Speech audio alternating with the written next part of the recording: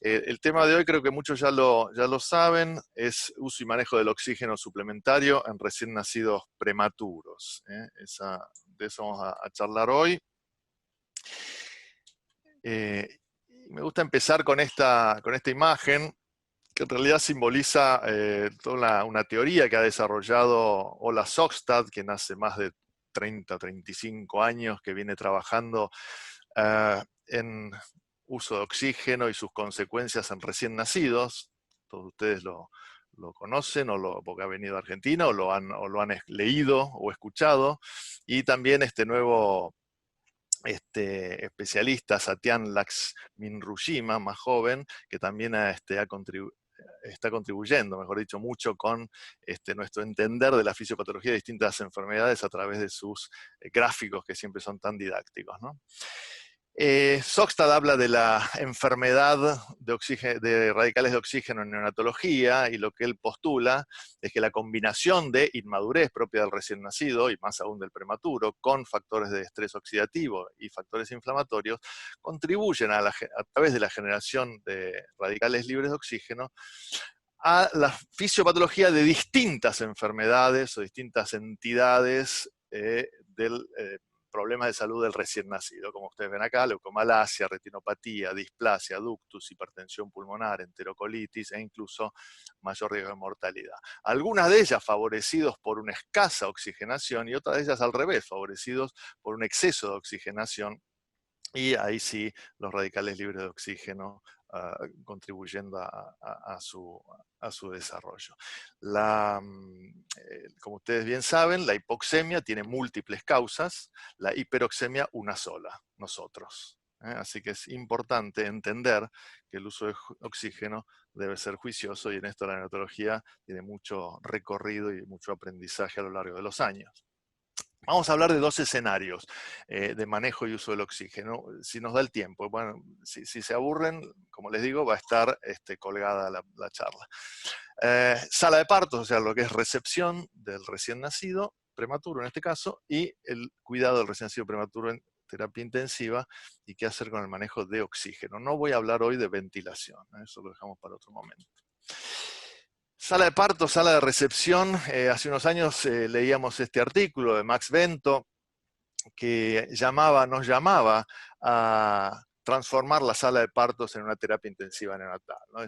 Usando la tecnología de la terapia intensiva en la sala de partos. Ellos hablan en inglés, DRICU, Delivery Room Intensive Care Unit, o sea, unidad de cuidado intensivo en sala de partos.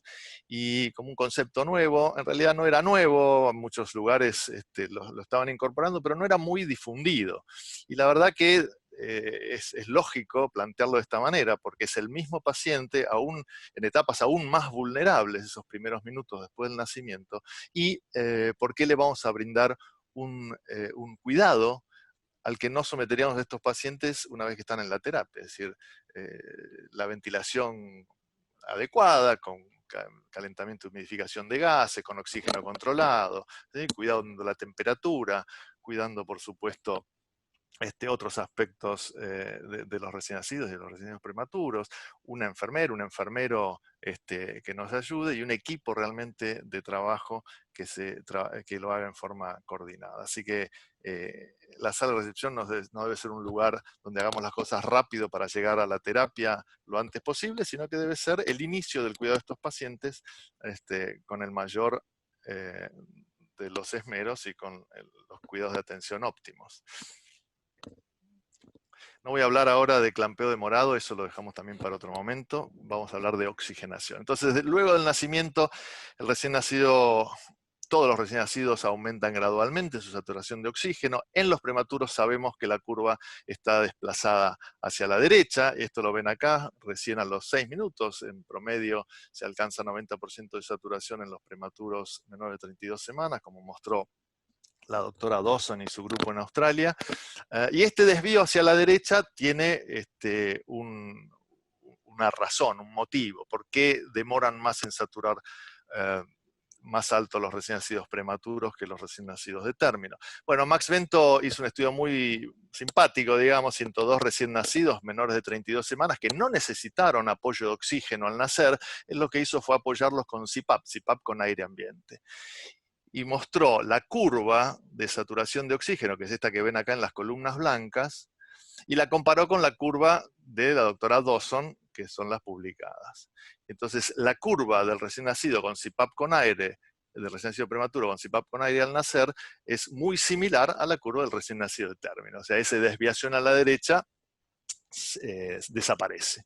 Y esto quiere decir que el motivo por el cual le lleva más tiempo alcanzar esa saturación es el establecimiento de la capacidad residual funcional. El recién nacido, obviamente, por su prematurez, al prematuro, perdón, por su inmadurez, le lleva un poco más de tiempo. Y eso es lo que muestra, digamos, con este estudio el grupo del doctor Max Bento. Ahora nosotros vamos a seguir las recomendaciones de las sociedades científicas en cuanto a objetivos de saturación, y no hay objetivos diferentes todavía para prematuros que para recién nacidos de término. Nosotros adherimos en la Sociedad Argentina de Pediatría a las recomendaciones del programa de reanimación neonatal de la Academia Americana, que son estas que todos ustedes bien conocen y que tienen seguramente en cada sala de recepción donde nacen recién nacidos en nuestro país. Por lo tanto, la recomendación del ILCOR y del programa de reanimación neonatal del 2015 fue partir en todos los prematuros menores de 35 semanas con bajas concentraciones de oxígeno, pero dando la opción a partir con 0,21, entre 0,21 y 0,3. Y estas fueron las recomendaciones que se publicaron y que aún continúan vigentes, porque como ustedes saben, este año es la reunión donde se van a dar las nuevas recomendaciones. Habitualmente eso ocurre en octubre. Ahora, nosotros nos preguntábamos, en el grupo de reanimación de la Sociedad Argentina de Pediatría, el CEFEN, si podíamos salir a recomendar que 0,21 era una opción para iniciar la reanimación en recién nacidos prematuros. Uno de los motivos por los cuales poníamos en duda eso es que la inmensa mayoría de estudios que habían comparado concentraciones bajas con altas, muestran lo mismo. En todos los estudios, en los primeros minutos de vida, el grupo que partió con FiO2 baja tuvo que subir la concentración de oxígeno. Así que parecería que en la mayoría de los recién nacidos prematuros, 0,21 no alcanza. Y después salió este estudio interesante de la red canadiense, porque ellos hicieron algo y después lo evaluaron, ¿no? En 2006, ellos cuando salieron las recomendaciones de recién nacido de término, partir con 0,21, la empezaron a aplicar a todos los recién nacidos, incluyendo los prematuros. Y el objetivo de este estudio fue evaluar los outcomes, los resultados, después de haber cambiado esa indicación de empezar con 100% de oxígeno, que era lo que se hacía antes, a empezar con 21%, o sea, FIO de 0,21 en prematuros de 27 semanas. Fue un estudio cuasi experimental, es decir, compararon 2 años antes y 2 años después de este cambio, y de las 17 unidades que participaron, 12 habían cambiado totalmente y partían con 0,21, y otras 5 con valores entre 0,21 y 40. El outcome principal de este estudio fue daño neurológico severo o muerte. Y ahí están los resultados. Estos resultados mostraron que para este outcome primario de daño neurológico severo o muerte, hubo un 30% en el grupo histórico que habían partido con 100% y un 34% en el grupo que había partido con 21%. Es decir, empeoraron los resultados. Un odds ratio, como ven acá, ajustado de 1,36. Y también para mortalidad. Es decir, esto fue un semáforo rojo para decir, bajar a 21 y partir a todos los prematuros con 0,21 parece ser peligroso. Es un estudio obviamente retrospectivo, pero estos resultados nos pusieron sobre aviso. Y después vino el aleatorizado, es decir, un estudio prospectivo, que si bien se publicó en el 2017, ya en el 2015 conocíamos los resultados que se habían presentado en congresos, que fue este que se llamó el Torpedo Trial, ¿no? El estudio Torpedo, que fue objetivos de saturación en reanimación de prematuros. Estos eran prematuros menores de 32 semanas, muchos de ustedes lo conocen, lo han leído, y se aleatorizaban a partir con aire ambiente o con 100% de oxígeno. Tenía un protocolo de ajuste de FiO2 en esos primeros minutos en función de la respuesta, y el outcome primario fue muerte o discapacidad mayor.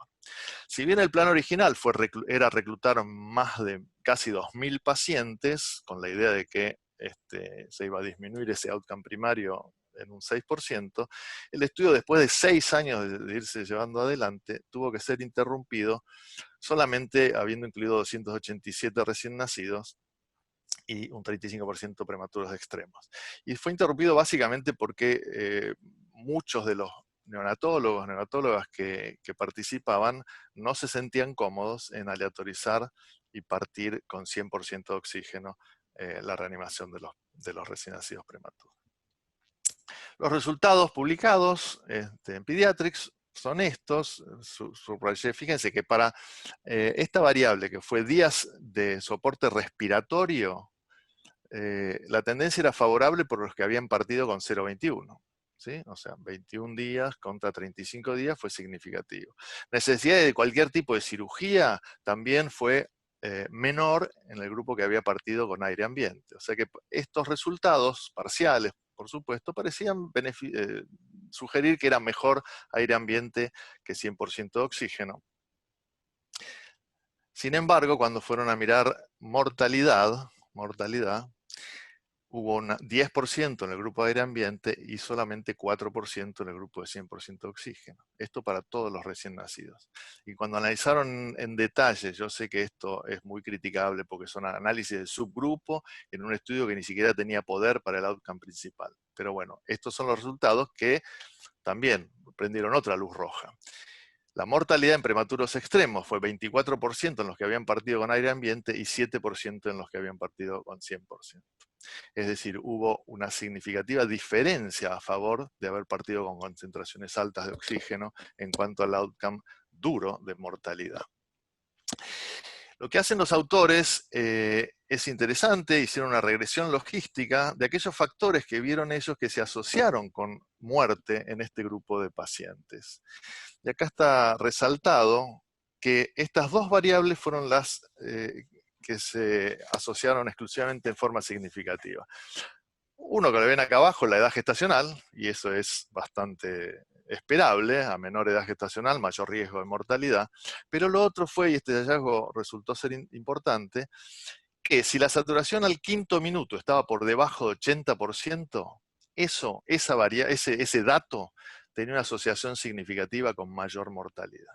Fíjense acá los odds ratio, 4,8 por cada edad gestacional, por cada semana, perdón, de edad gestacional, y 4,1 de odds ratio para esta variable, si llegado el 5.º minuto la saturación estaba por arriba o por debajo de 80. Es decir, no alcanzar saturaciones por arriba de 80 a los 5 minutos parece ser peligroso para los prematuros. Con lo cual esto habla claramente de que no es solamente con qué FIO2 empiezo, sino fundamentalmente cómo titulo la FIO2 y cómo mejoro, no solamente la FIO2, obviamente acá hay mucho de ventilación y de presión positiva al final de la expiración, de establecimiento de capacidad residual funcional, para lograr que el prematuro alcance saturaciones mejores a los 5 minutos de vida.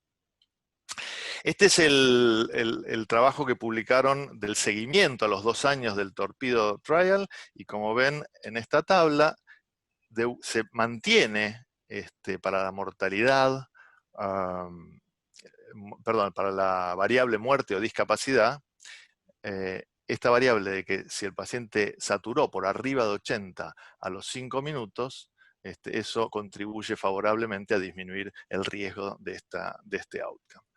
Así que es un punto al cual se le está dando bastante importancia a la luz de los resultados del estudio de este torpedo y el seguimiento. Volviendo un poquito para atrás, ¿qué hicimos nosotros cuando hicimos las recomendaciones y el manual de reanimación de Argentina? Nosotros planteamos, a diferencia del programa norteamericano, que en recién nacidos de 30 o más semanas sugeríamos iniciar con 0,21, pero para los prematuros menores de 30, partir con 0,3 nos parecía más prudente. Y después, por supuesto, ajustar en función de los objetivos de saturación. Es interesante que el año pasado se publicó un trabajo, más que un trabajo, es una serie de reflexiones, de Ola Sogtan, Satyan, Max Bento y Julie Oey. Y fíjense lo que ellos sugieren a principios del año pasado, de uso de oxígeno en recién nacidos. En función de la edad gestacional, la FiO2 inicial que ellos están proponiendo, que no es muy diferente a lo que nosotros propusimos en las recomendaciones argentinas. Y esto mismo es tomado por los autores del Consenso Europeo de manejo del prematuro y distrés respiratorio, y como ven, ellos están sugiriendo partir con 0,3 para bebés, para recién nacidos menores de 28 semanas, 0,21 a 0,3 en ese rango de edad entre 28 y 31, y 0,21 de 32 en adelante. De eso. Acá está muy bueno también este artículo, haciéndose la misma pregunta, está llena la literatura de este tipo de trabajos, de vueltos de Max Bento, y entonces está muy gráfico, por eso lo traje. Fíjense, ante el recién nacido prematuro, la FiO2 inicial, baja o alta, según los metaanálisis no parece haber diferencia ni en mortalidad ni en trastorno del neurodesarrollo, a menos que uno parta con 100%, ¿no? O en otras morbilidades de corto plazo. Lo que sí parece estar cobrando importancia es este valor de la saturación preductal al quinto minuto.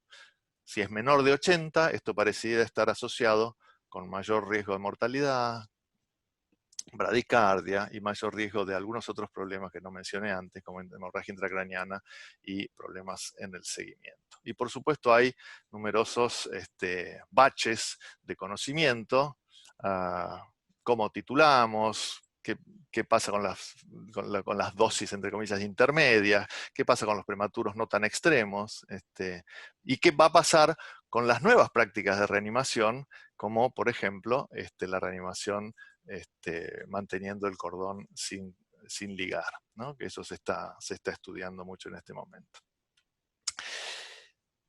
Bueno, eso terminamos lo que era relacionado al manejo de oxígeno en sala de parto, y vamos a pasar a algunos aspectos que ustedes ya todos conocen bien, los estudios que se han hecho para ver con qué saturación debemos mantener a los recién nacidos prematuros una vez que están en la unidad.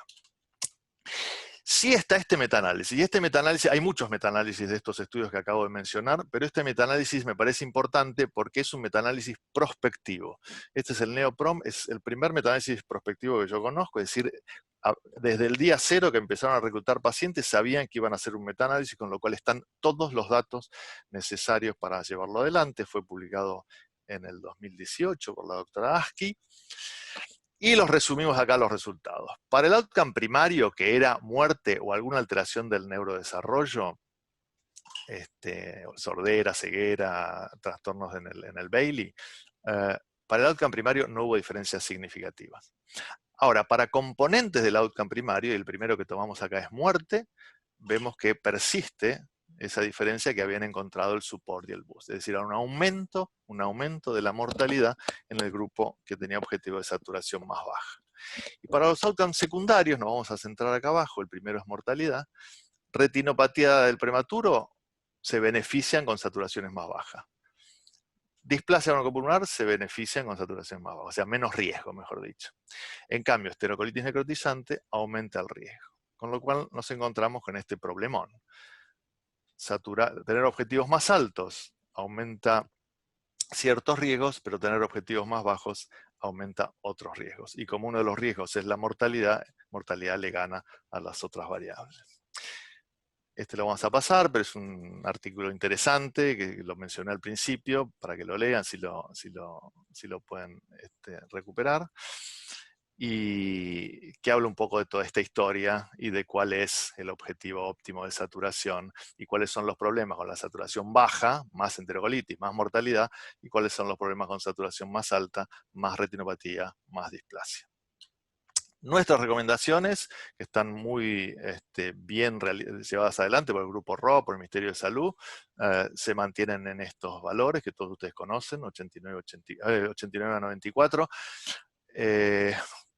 poniendo las alarmas lo más cerca posible para que esto sea más respetado. Como ven acá, se eligió un rango casi intermedio, pero tirando a similares al grupo de saturación más alta de aquellos estudios.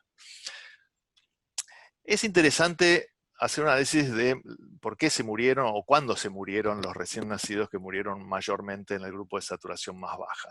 Y esto en los tres grupos de estudios, mejor dicho, en los tres estudios, el COT, el BUS y el SUPPORT, como vemos, la diferencia, acá se ve claramente, la diferencia en mortalidad se empieza a ver después de los 10, 14 días de vida. Es decir, no hay una diferencia en mortalidad en los primeros días de vida, sino que empieza a verse posteriormente.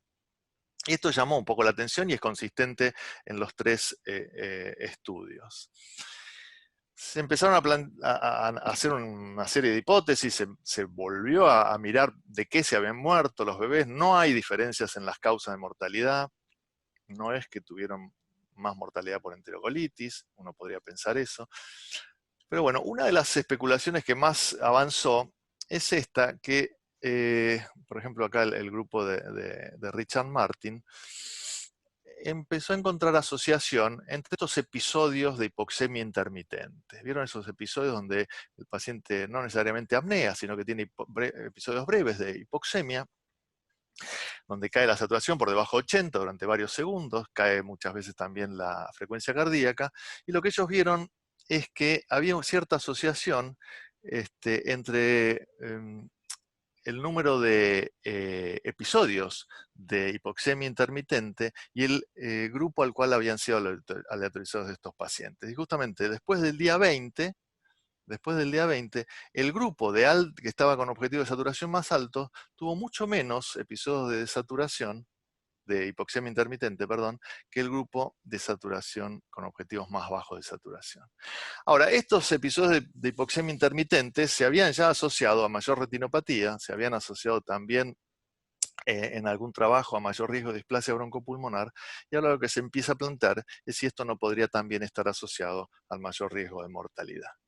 Un segundo trabajo fue en esta misma línea, de Christian Poetz. Fíjense de vuelta, asociación entre estos episodios de hipoxemia intermitente o bradicardia y muerte o discapacidad en prematuros extremos. Y ellos lo que encuentran acá es largo el estudio para detallar ahora, no quiero extenderme mucho, pero ellos evalúan todos los episodios hipoxémicos y los que duraron más de un minuto. Acá son 6, es porque cada uno de esos segmentos era de 10 segundos.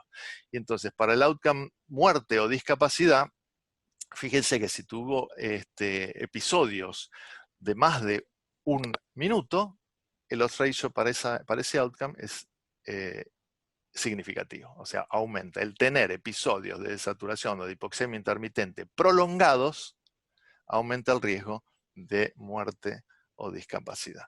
Y esto lo muestran en estos gráficos, que por ahora los vamos a saltear porque si no se nos va a hacer tarde.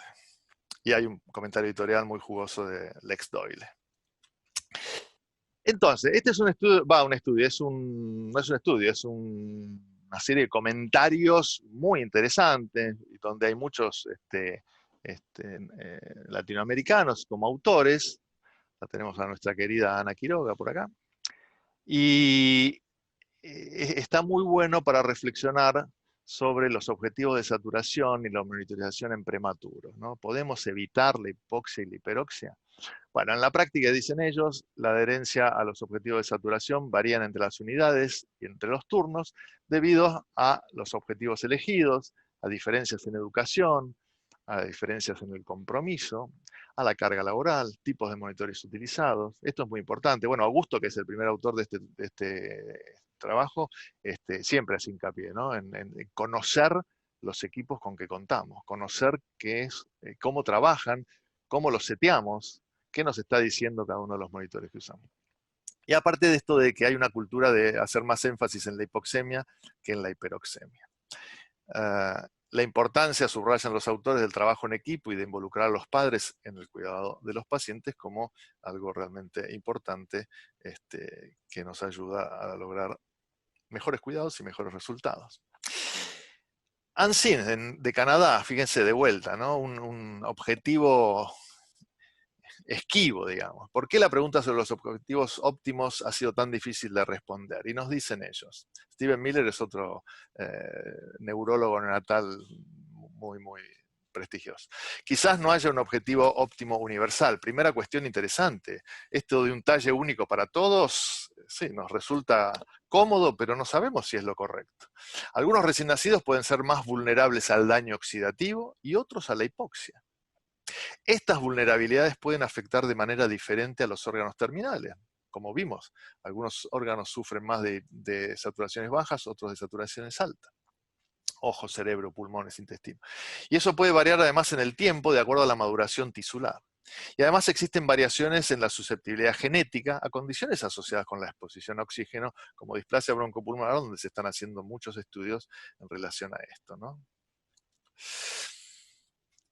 Y nos termina diciendo, estos autores, la capacidad de medir la oxigenación cerebral en un recién nacido puede marcar el comienzo de una era de metas de oxigenación personalizadas, con objetivos óptimos que se modifican a medida que el recién nacido evoluciona en su curso en la UCIN. Esto, por ahora, es una expresión interesante, inteligente, todavía no llevada a la práctica, pero que merece ser pensada. Esto también es algo muy conocido por todos nosotros y a veces difícil de modificar. Esto es la relación entre porcentaje del tiempo que están en rango adecuado o en rango incorrecto en función de la relación enfermera-paciente. Si la relación es 1 a 1, el porcentaje de saturación adecuado es mucho mayor y esto lo conocemos, ¿verdad? Entonces, no hay evidencia de beneficios de mantener una saturación de oxígeno alta, por arriba de 95. Buscar saturaciones altas como meta se ha asociado con daño ocular y con daño pulmonar. Buscar saturaciones más bajas, lo que pensábamos que era beneficioso, porque de hecho reduce la retinopatía y probablemente la displasia. Sin embargo, aumenta el riesgo de mortalidad y de enterocolitis necrotizante.